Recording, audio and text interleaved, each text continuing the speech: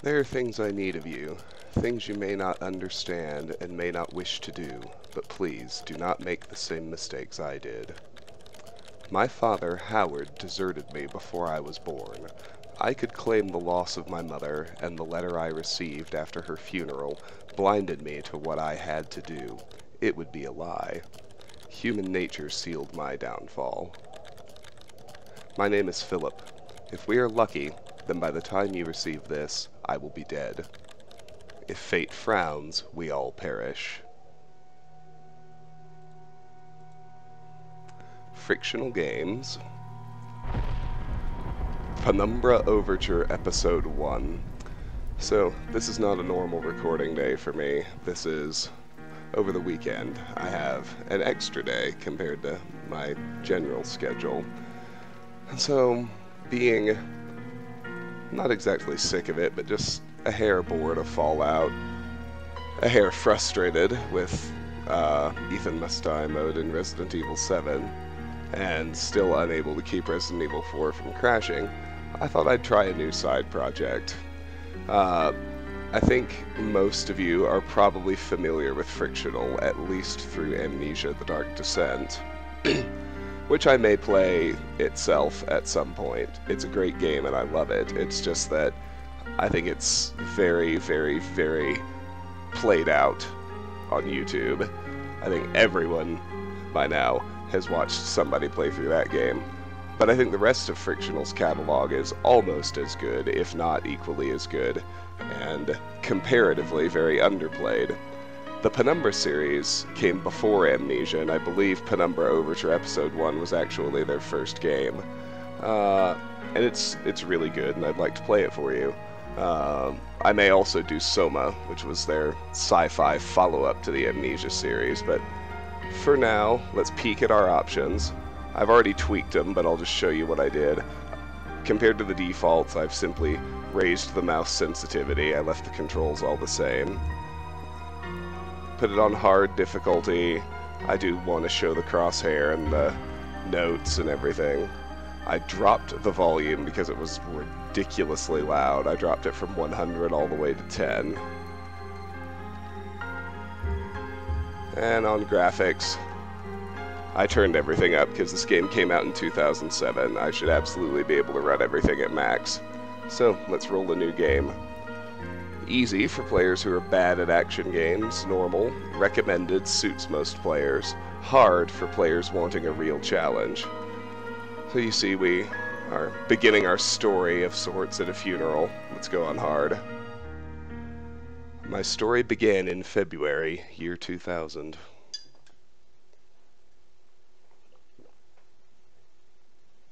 For my part in this allegory, I'm not going to make the same mistakes my father made. Howard vanished from my mother's life before I was even in it, so when he sent me a letter a few days after Mum's funeral, it was the first I'd ever heard from him. Pity he was dead. Writing from beyond the grave must be a genetic habit in my bloodline. His letter contained a key, instructions, pleas for forgiveness. I figured the dead don't have much use for absolution, so I turned to his prophetic passing, which he inexplicably expected to come any day. Clearly averse to explanations, my father preferred to leave directions to a bank on Mayfair I'd never even heard of. In that bank was a safety deposit box in his name, and myself as executor. Of course, I went, as he knew I would. I discovered that despite the evidence, he'd been legally declared dead almost 30 years ago, and so the old book and collection of notes I found had, in the eyes of the law, been mine all this time. My father's instructions were to burn the documents, raise no further questions. But that was his error. No man's immune to the shameful trappings of curiosity, and my humanity got the better of me. The university I taught at was world renowned for two things: physics and linguistics. I represented the first, and the man who stood for the second was stumped by my recent acquisition.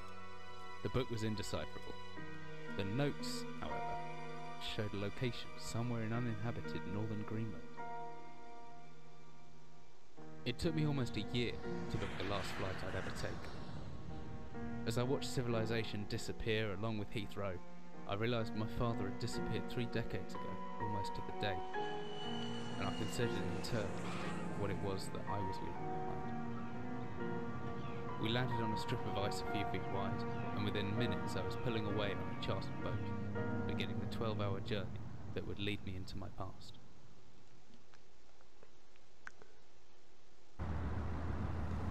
Alright, so we begin on the fishing boat. Finally, we're almost docked. I'd better stow my gear. I may be far from home, but chances are I can still pick things up using left mouse, and I can take a closer look at things using right mouse. I'm certain this map's a good decade or so out of date, but landmarks don't change much in Greenland, so I've got a pretty decent idea of where I'm heading. So, the control scheme is much like Amnesia. Physics-based, highly interactive. Whiskey. Empty. Shame. A good scientist always keeps a pen and paper handy, just in case. Always good to have a notebook to jot down interesting information and reminders. I think I left my torch in the desk drawer next to the bed. It can be opened using my left mouse on it, holding the button down and moving the mouse.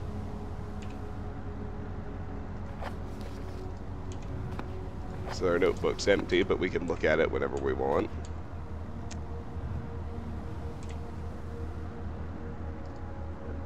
The crew seemed friendly enough, but just in case I locked up my valuables. I'm pretty sure the key's in my inventory somewhere. Once I've found it, double-clicking the left mouse button should get it selected, then I can press Interact on the padlock to unlock it. Always travel with a padlock, and a key preferably. Mine's in the inventory tab.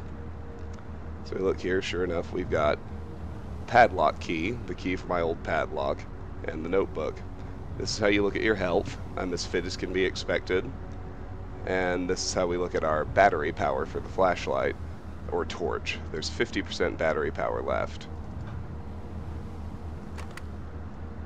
So we can use the padlock. There's not much light in here. My flashlight could come in handy. Fully charged batteries. Some extra batteries to power my flashlight. So each battery we pick up gives us 10%. And we also have a little ghoulish, but should be a decent fallback if the torch cuts out, the glow stick. Could come in handy if the torch runs out of batteries. I should be able to access it through my inventory or with the shortcut key, G. What's interesting is I've actually found the glow stick to be a much better source of light than the torch is anyway, so I generally stick with it for the entire game. It leads out onto the deck, but I don't fancy braving that weather until I have to. It's a rickety wooden desk. I can get that drawer open if I just hold the Interact button and drag with the mouse. Let's look in here first. Playboy poster. It's nice some things don't change no matter how far you are from home. A photo of the fisherman's wife. She's no Playboy bunny, but she looks loving and kind. Pretty odorous. Glad I'm getting out of here soon. They must eat and sleep and, well, do everything else in this one room for weeks at a time. Good thing I remembered to bring a flashlight. Shame it's so old it drains a couple of batteries an hour. The flashlight switches on and off via the inventory tab, or hopefully with the shortcut key, F. That should be everything I need. I want to get going before dark. Somewhere out there must be land, and answers. This fog closed in on us almost as soon as we left port. Haven't seen any landmarks for ages now. I don't know how they're managing to navigate. I'd be as good as lost at sea if I was on my own. Not a thought worth thinking. From the smell, I'd say there's an equal chance they use this chest for personal belongings or bait. So we open it up. There's a little more whiskey. And perhaps I should leave the fisherman some privacy? Nah. Fisherman's wife's love letter. Dearest Eric, just a quick note before you set sail and leave me once again. I've left you a little something to remember me by in the chest at the foot of your bed. I really don't know why you still only have one bed on board. Taking shifts because of it is no way to get your rest. But what does a fisherman's wife know of life at sea? I'll be praying every night for you to make the catch you need so that you can come home to me safely and soon. Please don't be gone for 5 weeks like last time. I know I might nag sometimes, but I do love you, you know. I've washed those overalls of yours. I know you'll get them covered in assorted fish parts in no time, but I still feel better knowing they've had a wash. Before I forget, the Henriksons in the village have asked me to see if you'll be coming by any trout, but I said they were mostly out of season. If you do happen upon any, don't say anything. Stow them well in the ice, and I'll do something special with them to celebrate when you come home to me. The ship's captain deserves a little special treatment once in a while. Take care, my love. And with that, we are ready to head out the door and get started with the real shit. As I stepped off the boat, setting out into the blizzard that had formed around me, I realized how utterly devoted I'd been to the discovery of my father's past. I had no idea what to expect. Soon enough, my concerns were justified. I don't know whether I lost my orientation or my spirit first, but I lost feeling in my extremities soon after, and new hypothermia was setting in. I started looking for shelter. So when we click forward through here, we will be on a timer. If it takes you... we will start freezing to death if we take too long to get through the next part. Fortunately, what we have to do is pretty simple. So cold, don't know where I am, need shelter soon. Jotted down a note. Lost in blizzard, may be my last entry if I don't find shelter. My entire head went numb a long time ago, but I can still hear the wind roaring past. Or is that some kind of animal in the distance? A rock. If I click and hold the interact button, I should just about manage to pick up that rock. The cold's made me weak, but I can still throw things using the examine button right mouse when I'm carrying something. If I use interact mode, R, I can swing the stone more accurately. Can't get in, the ice is too thick. So, we can bash the ice off the hatch with the rock. I hope to God it's not frozen inside as well. So weak, but if I just use interact mode, I should be able to turn that wheel a bit easier. So we got to turn the wheel, then we can lift the hatch, and then we can climb down the ladder.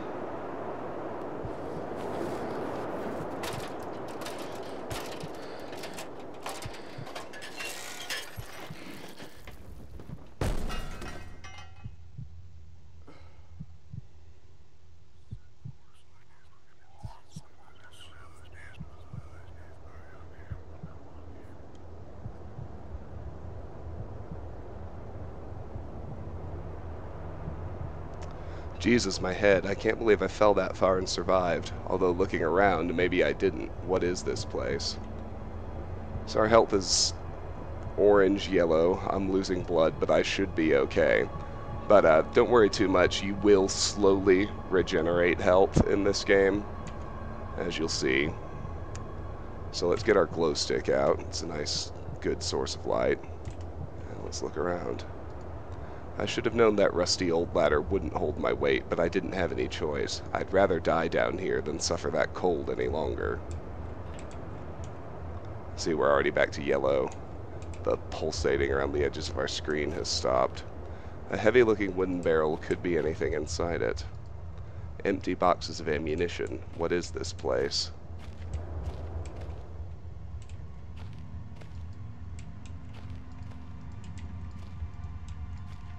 It's a wooden door. I hope it's open. It's stuck. There must be something in the way. I'm in some kind of underground installation, but the only door out of the room I'm in is locked. Need to find some way around.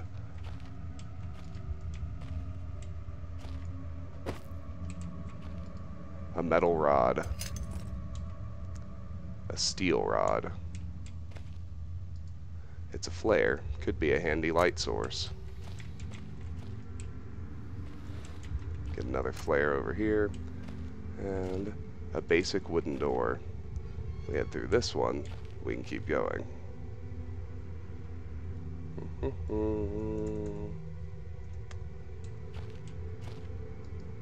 It's a 24-hour ration pack, long past its sell-by date. This wooden shelf's slowly falling apart. These shelves are as old as everything else around here. Could be over 50 years since anyone's been down here. This hammer's seen some action in its time. Let's see. I can swing this hammer if I hold left mouse. I can make a backswing by pulling the mouse right, and then follow through by pushing left. The opposite works too. Pulling back and then thrusting forward produces a stabbing motion. I reckon if I hold down right mouse after the backswing, I should still be able to look around. We'll hotkey the hammer. It's our first weapon. This game isn't quite like Amnesia in that you are able to fight back against the enemies, but a lot of them you still can't kill, and even fighting back is basically an exercise in futility that's going to get you killed if you try it. So caution and stealth, much like Amnesia, are generally the way to go. By the time they got to episode 2, they went the full Amnesia mode and made it so you just couldn't fight anything anyway. Anyway, we've got another flare on the shelves here. And here we have a metal shelf, which we're actually able to pull. This hole's been boarded up a long time ago. The wood looks pretty soft now. Hint, hint.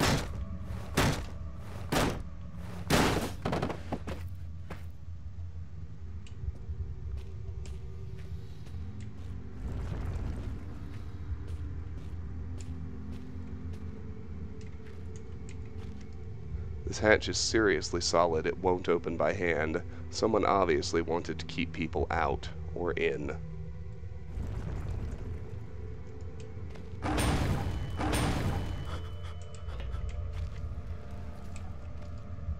No wonder I couldn't open the door.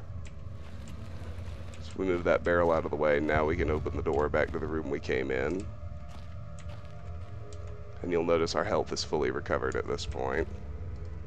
This looks like some kind of industrial mechanism, although there's a hole in the center and no way to operate it. Well, this is where our steel bar goes. That flash generally means we've solved a puzzle or progressed, and doing that will recover health if you're missing any. So, just grab that and turn it. It fits pretty comfortably. And with that, I don't know where this leads or what's waiting for me, but unless I want to starve to death, it's my only option. Besides, maybe this place has something to do with my father. Whatever I was desiccated in a remote Arctic wilderness and buried beneath the snow, I didn't know what to expect, but it made me feel something I hadn't felt since I was a child. I'd never given it much thought before, but I realized that our entire society is a network of safety nets, emergency services at the end of a phone line, health and safety in the workplace, friends, family, lovers, all there if something goes wrong, part of a carefully designed structure to prevent all but the most mundane of emotions. Once again, I felt like I did when I was in school, surrounded by a closing ring of older kids, knowing anyone that might help me, friends, parents, teachers, were too scared or too far away.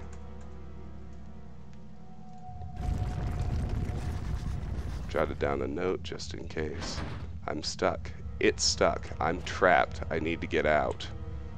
The entrance to the cave is caved in. There must be another way out. There could be anything living down here. Heroics are for Hollywood actors and fairy tales. I'm not taking any chances. If I face off against anything down here, I won't last a second. Caution and stealth are my only defenses now. If anyone or anything hears me, I'd be best off staying low and out of sight until I know whether or not it's a threat. Crouching by pressing left control will give me the chance to hide in the shadows. I'll know I've got it right because of the blue tint to my vision. Plus, I should be quiet enough that I won't be heard unless something's right on top of me. Better remember to shut off any light sources, though. That's teaching us how to hide. We don't need to do that yet, though. There's nothing in here. My best bet is to hide for a couple of seconds or so, perfectly still. That'll make me properly hidden. Heavy, but I could lift it. Could do a lot of damage to anything underneath it. Not as heavy as it looks. Still, it should serve as some form of weapon if I have to defend myself. A wooden box. Like that, I'll be virtually invisible, and after some time I should get my night vision back, provided I stay still. This place must be old if they were still using paraffin lamps. Looks like there's still some juice left. And we have a map of the area we're in. So right here, off to the left is an office. To the right, there's storage. So we have to go through a door in the middle to get to an explosive stash and a workshop, along with a northern area exit. So we can run around in here willy-nilly right now. There's nothing in here with us, so let's do that just to explore the tunnels and look at everything.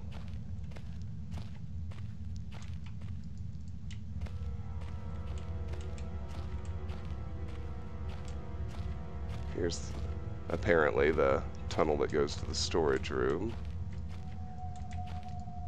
Lots of useless junk. At best, it could be a decent hiding spot.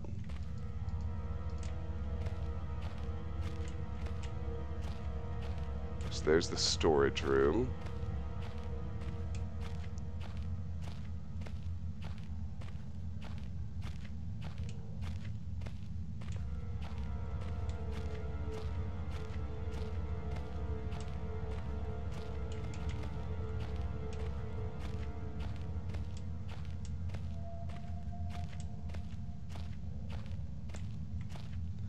Here we are now, just another map, kind of reminding us of stuff, I suppose. Jotted down a note, just in case. I found a locked door in the middle of the mine. Alright, so we're stuck on this side of that door for now.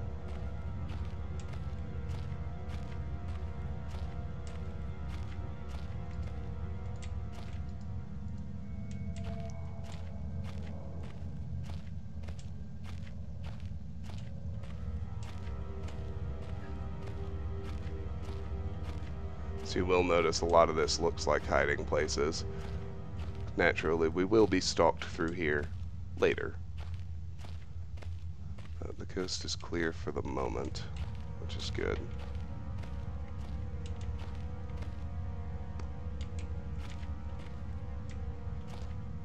I got de facto promoted at my day job this last week. We lost an associate above me in the food chain, so I've gotten a lot more responsibility. I've been a lot busier, which is good, but a large wooden box. The interesting piece of it is that suddenly I really have to be on top of answering any emails as soon as I get them or I get in trouble. Alright, so we'll enter the office first. Plenty of stuff to get in here. Stuff to look at, too. So much history in this place, tied up in words and left to decompose.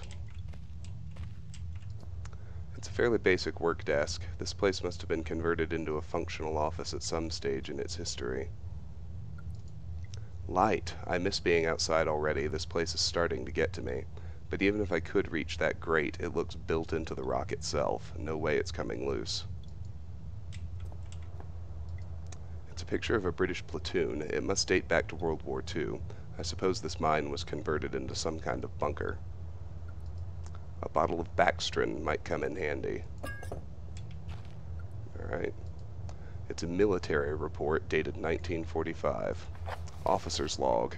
15th August 1945. Command bunker, emergency airstrip Zulu. Weekly report. Another unremarkable week in Greenland. Regular supply shipment received. Standard emergency drills carried out. Routine runway maintenance completed. I have ordered maintenance be carried out twice weekly from here on in due to increased snowfall. 1 wounded.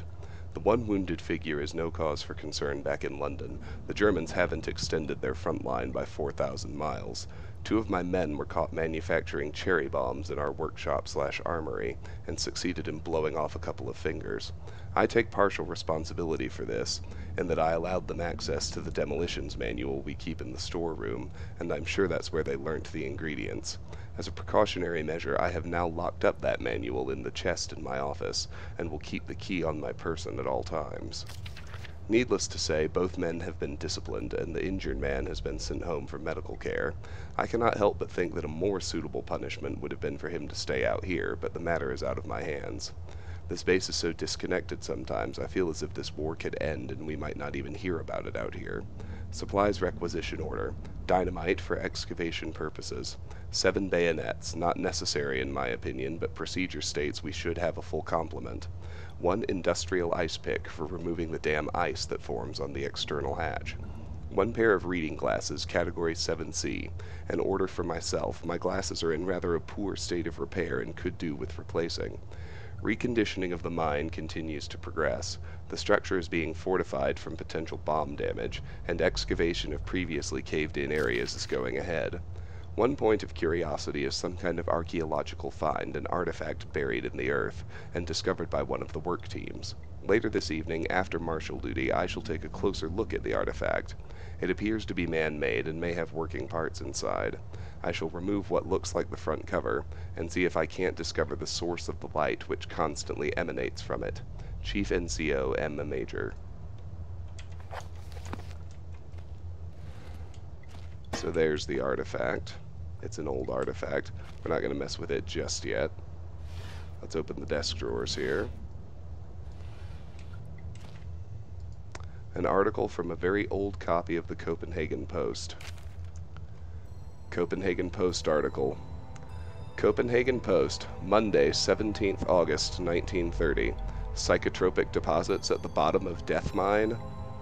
Researchers at the University of Copenhagen have suggested that mind-altering chemicals naturally sewn into the rock may be the cause of high suicide rates at a Greenland mine. The university, which has recently been conducting studies into isolated communities, first became interested in the workers of the northwestern lead mine last year. They discovered that even taking into account Greenland's naturally higher suicide rate, local figures for the last 100 years were abnormally high, at 46 deaths per 100,000 populace, compared to the national average of 29. On further investigation, experts diagnosed in many of the miners symptoms in common with the earlier stages of paranoid schizophrenia. This has prompted researchers to hypothesize that natural deposits of lysergic acid, a pH 4 formula recently discovered to have hallucinogenic properties, may be present in the rocks. Few locals were conducive to interview, but those who agreed to speak had their own explanation. Inuit spirits known as the Turngate live in the mountains. The university is awaiting the results of chemical testing. Studies continue. And we have a smaller key for a locker or container. Small key.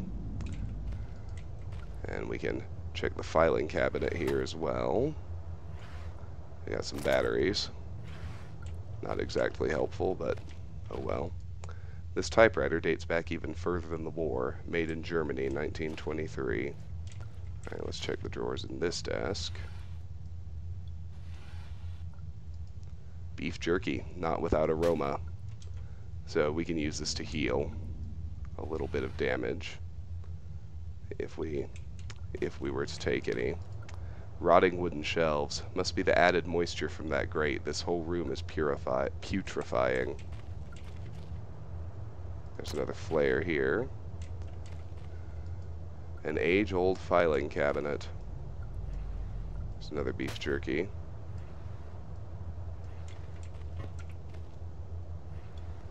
And, well, I'd prefer a first aid kit, but at least if I'm injured I can grin and bear it. Those would be painkillers. And a chest for storing valuables, which we can open with the small key. It's some kind of chemist's tome full of explosives recipes. Explosives book. Big Book of Explosives, 1923 edition. Chapter 1.3, Black Match Fuse. The black match fuse is one of the oldest, simplest, and most reliable fuses used in modern pyrotechnics. It is easy to create, essentially consisting of just string and gunpowder, but be warned, the chemicals concerned will stain clothing, and as always, due concern is advised. Materials required: string, preferably cotton, black gunpowder, backstrin. The string should be coated with a thin layer of backstrin, which acts as an adhesive. The string is then carefully rolled in the gunpowder and left to dry at least a couple of minutes before use. Chapter 2.1, Dynamite. Invented by Alfred Nobel in 1866, dynamite is commonly used in construction, mining, and demolition. It has proved far safer to handle than alternatives such as pure nitroglycerin, provided, that is, it has been properly stored. Over time, the explosive component of dynamite, supposedly made safe by the presence of the diatomaceous earth, has a tendency to weep, making an old box of the explosive liable to detonate on contact. Materials required: 1 part diatomaceous earth, 3 parts nitroglycerin, small amount of sodium carbonate, text unreadable, and then simply form into short sticks and wrap in paper. Chapter 2.3, Trinitrotoluene, TNT. TNT was first discovered in 1863 by German chemist Joseph Wilbrand, but it took some years before it yielded its true potential. This was because of the difficulty of making it explode and the lesser detonation in comparison to dynamite. The main advantage was discovered by the German Navy, who employed TNT's relative explosive stability in order to cause massive damage to British warships. Their torpedoes could be detonated inside a ship's armor rather than exploding on contact, as did other shells. Chapter 2.6, Armstrong's Mixture. Armstrong's mixture is included in this book as more of a point of interest than as a viable chemical mix. The formula exists as somewhat of a legend in modern pyrotechnics, referenced by those knowledgeable enough to stay away from it as death mix. Its incredible volatility make it unsuitable for almost all potential applications. Materials required: red phosphorus, barium. This mixture can be carefully and slowly mixed to minimize risk to the chemist. Sulfur can substitute for some or all of the barium to slightly decrease sensitivity. And now, as we get ready to leave, we'll use this artifact because this is actually how we save. A man, an old man, clutching something unseen. He is strange, and yet he is no stranger. Never seen before, still I know this man before me is Howard. I call him Father. What the hell? What just happened? I don't know if that was such a good idea. And we head back out. And spoiler alert, I'm putting my glow stick away.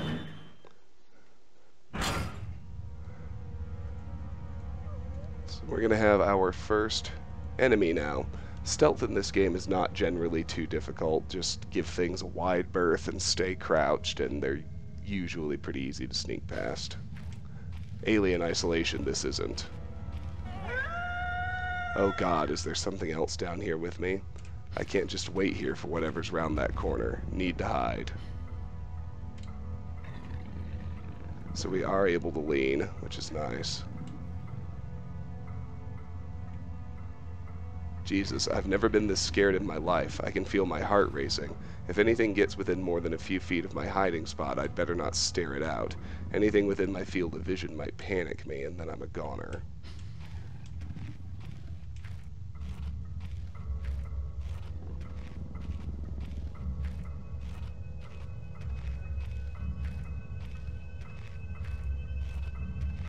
We've got plenty of spare tunnels and only one dog to worry about.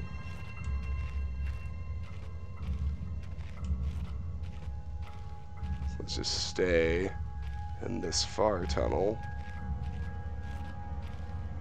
Stay crouched so we stay quiet. And make our way to the storage room. It's the only other viable path right now.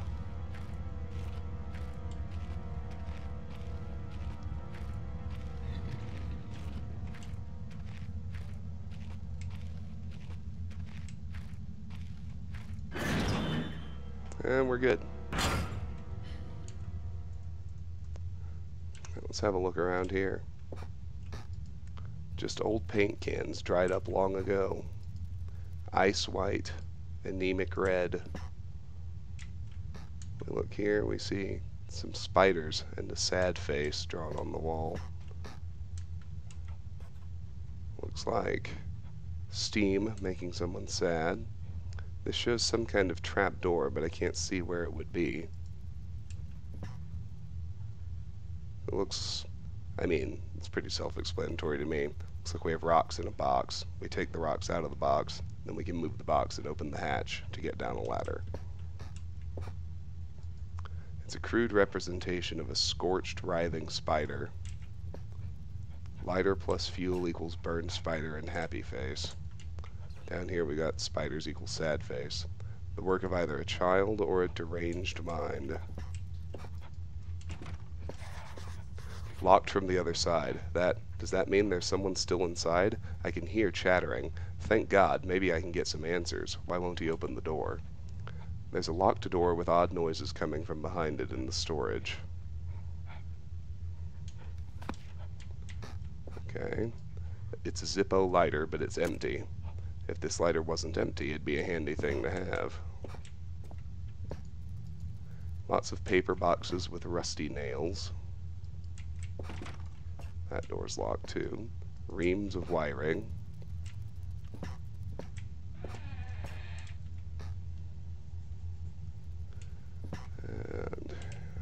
here we go. So this is what we saw in the drawing, so what we need to do is pretty straightforward. A storage crate for transporting ore, I suppose. There's a draft coming from the base. Let's just get the rocks out.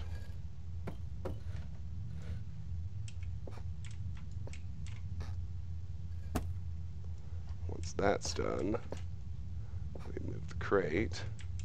With that done, we can open this hatch. Before we go down there, though, let's check this other room.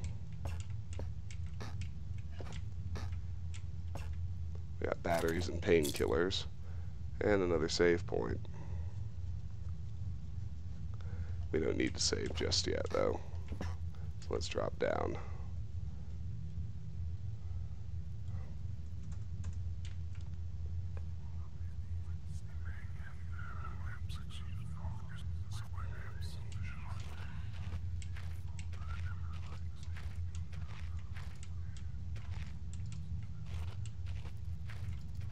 It looks as if this basement caved in some years ago. Something's tunneled through here more recently, though. Christ, what sort of creature makes these markings? Erg, spiders in small places. Christ, was that a spider? I don't like spiders. I don't know if I can go through with this. I think I can hear the pitter-patter of tiny feet. Well, there's progress. So we got 3 paths. Let's go left first. We find the ladder, which we can take back here. I actually forgot to examine this when we first dropped in, so this trapdoor must lead deeper into the rock to some kind of basement. It looks like someone's removed the ladder from these hooks with a pretty blunt saw. Doesn't matter.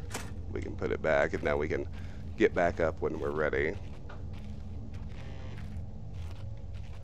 Another email. Hold on. So sorry. Okay, that one doesn't demand an answer. That's good.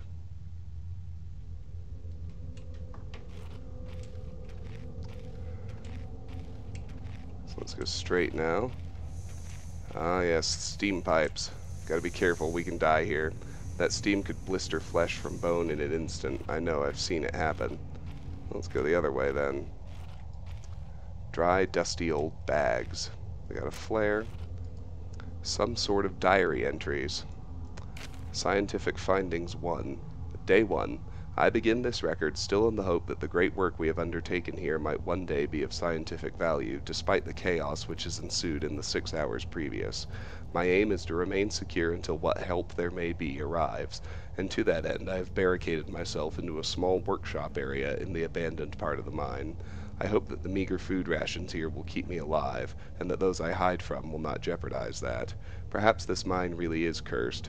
It's almost precisely 30 years since the incident that brought us here, and now, 30 years on, fate has struck again. Day 3. I forecasted that today the rescue crews would arrive, but I can only hypothesize that they would be unaware of my location, and hence busy themselves evacuating the other survivors. If they have not arrived by tomorrow, I will go out in search of them. Day 6. My first mistake was to make assumptions on the matter of rescue. My second mistake was to make assumptions on the safety of this mine. My third mistake was to act on both those assumptions in going outside of my safe haven. My best estimate is that I left the workshop where I was secured about 2 days ago in search of aid, and I have found only danger. I approached the old living quarters, but curiously could find no sign of life whatsoever. I returned in what I thought was the direction from which I had come, but soon found myself in an unfamiliar locale. Confused but focused, I attempted to make my way home, but found myself threatened by some species of feral creature which seems to have made this old mine its home. Although the specimen bore significant interest to me, I chose to retreat, only to find myself outmaneuvered and outnumbered by the beasts. I turned and ran, injuring my ankle in the process, which I believe now is most likely a sprain rather than a fracture. For some time I cowered and fled into the dark, but a few hours ago I discovered a door leading to a smaller, disused part of the mine, the key for which I still have in my pocket. Within that area I discovered this storeroom, and I think it should keep me safe for some time. This place is a maze.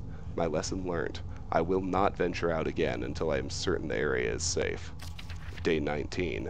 Rescue seems increasingly unrealistic. Supplies diminishing. Lots of spiders in this place. I do not like spiders. Day 34. I caught one of the accursed 8-legged beasts nestling in my open mouth when I woke up this morning. In my surprise, I swallowed it. It's not so much the act of swallowing which concerns me, but the genus of arachnid. It would be unlikely that a cave-dwelling spider would be venomous to any significant degree, but the possibility troubles me all the same. Day 35. Any known venom would have affected me by now, and so today is the first minor cause for celebration I have had since the incident. By lucky coincidence, this revelation also means I have discovered a virtually inexhaustible supply of nutrition.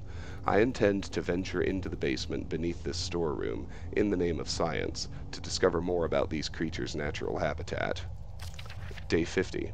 For 4 days now I have been surviving solely off the quite considerable sustenance provided by the spiders. For some time I was struggling to gather enough of the crunchy little morsels. However, Lady Luck smiled on me once more when the batteries in my torch died, and I made a second life-saving finding. The creature's natural habitat is the dark. With my light now diminished, I need only lie still for a few minutes, and I will have attracted enough of the beasts for a rather hearty meal. And let's check this other tunnel. Looks like they've killed one of those dogs. A horrible sight. Luckily it's mummified, or else the smell would have been awful.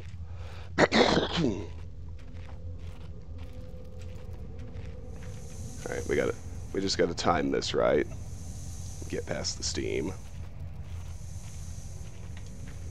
We're okay. And so back here, we find a log of some sort.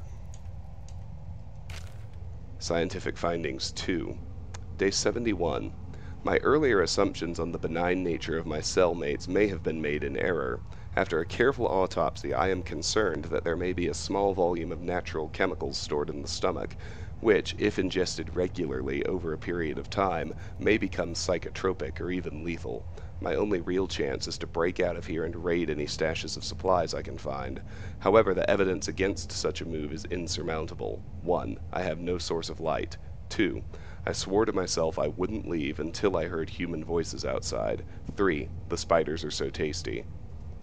Day 100. From the marks I have been making on the walls, and my scribbled diary entries, which in the dark may amount to an illegible scrawl, today is the 100th day of my new life. Over the past month, my edible friends have become more and more aggressive and have swelled in number and size. Whether or not this is a result of my plundering their ecosystem, I am unsure. However, at this rate of growth, they will soon be too large to crawl through the gaps in the walls.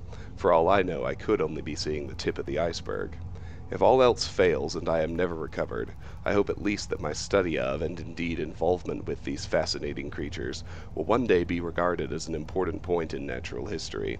The greatest names in modern science got there more through fluke than talent, and it appears that this rule has extended itself to my discovery of this delicious new species.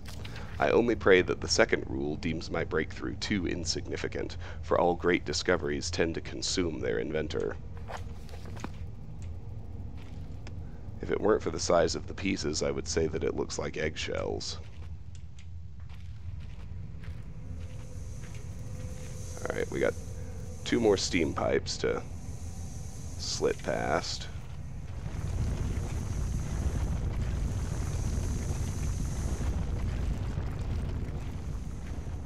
Alright, not bad. Finally, this must be all that's left of the basement storage. That lock looks rather worse for wear.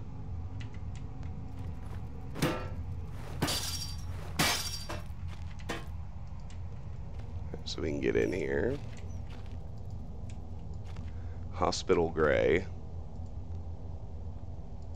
A lighter refill canister. Fluid lighter gas. Okay, so we've recovered, which is good. This should fire up now. Zippo lighter. It's filled up and ready to burn.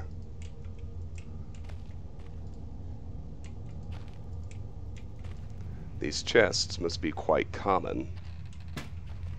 Just batteries in there. Sounds like there's a minor leak coming from these steam pipes. So we can shut off that valve and not have to deal with the steam on our way out, which is nice.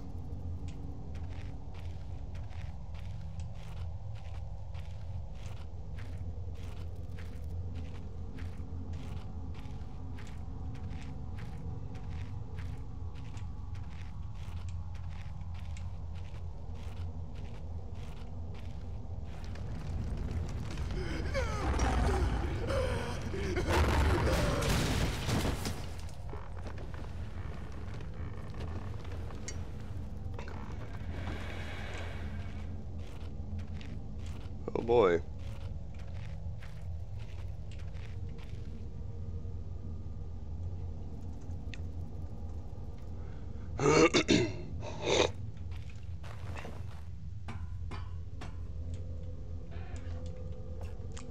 I think someone's been dragged through here. I've never seen this much blood before. That was my best chance to get some answers. Who else is still down here? So let's check the room he was in first. Yep, looks like something got him.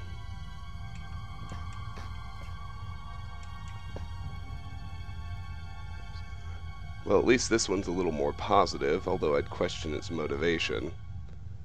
So it's a drawing of a smiley face and the spiders getting bigger. The last thing written by a madman. Spider Hater's Note. Day 200. It has been some time since I've recorded any findings in relation to the spiders with whom I have shared my existence for the past 8 months, partly due to my enforced retreat from their basement territory. Not too long ago, their behavior became overtly aggressive, and so I have attempted to barricade the main entrance to their lair, and secured myself within one of the smaller rooms above it, the only one with an operational door lock. The other reason is that I have been recovering from a minor operation which I was forced to conduct myself without the aid of anesthetic. Even if I did have any anesthetic or surgical tools, I couldn't afford to be less than diligent in my work, so anesthetic was out. Surgical tools are all well and good, but although it may be becoming old and rusty, I still trust my penknife to do the job just as well. The procedure itself was elementary enough, a simple amputation of a non-vital organ.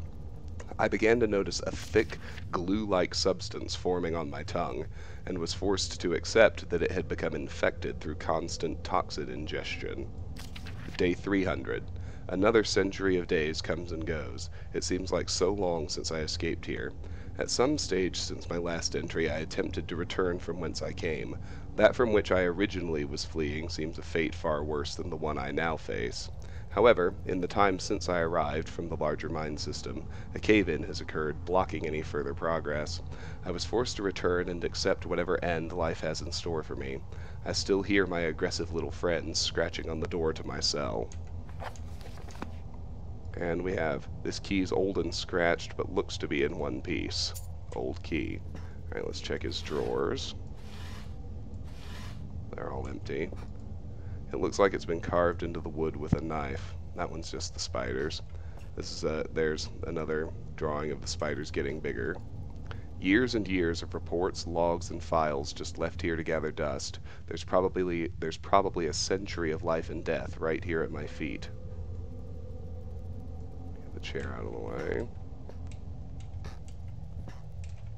And it looks like a drawing of him cutting out his tongue.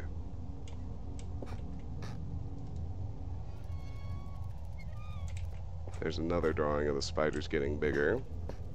That must be the tongue that he cut out. It looks like an internal organ, maybe an animal tongue.